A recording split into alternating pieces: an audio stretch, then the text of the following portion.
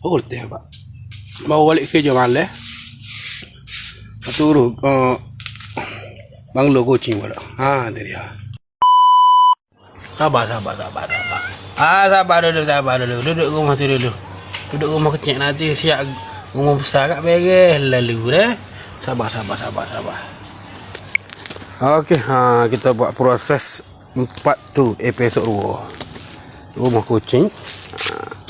Masih menggunakan banglo kecil lagi. Sabar. Sabar dulu. Besar ni. Ni. Lepas hari apa boleh mah dulu sebentar.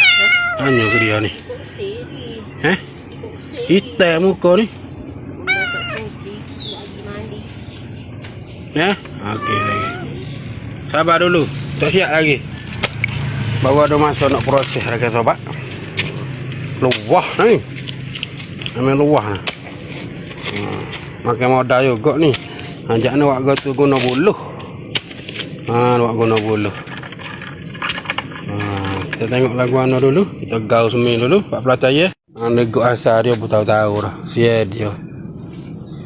Sia kau tengok dia. 6 ekor saja dah. Tunggu dulu dah. Sabar. Sabar dulu. Nah, kita nak siap, kita nak gali ni. Kita nak gali tiar. Kita nak buat tiar dah ni.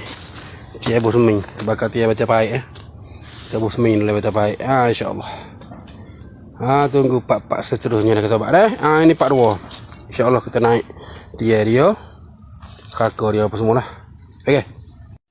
Kecil Siap kat dia kecil. Waktu kita letak besar sini tengah proses. Sabar dah. Sabar. Kita kena sabar. Sabar. Sabar dulu. Tak siap lagi. Tak siap lagi. Kita buat pak petok kita dah. Okey. Kita letak pasir. Dan kita gaul lah seming. Buat pelatihan untuk dia. Ya, kita buat. Terus dulu kita buat. Apa tak ada pada ni aku nak buat agak. Nak buat agak kita buat. Buat sikit-sikit orang ni. Buat sikit-sikit dah.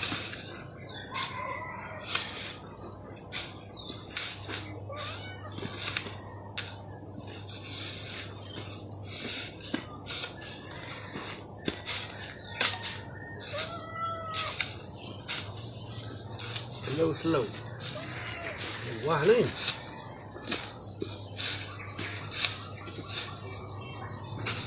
Berapa kaki?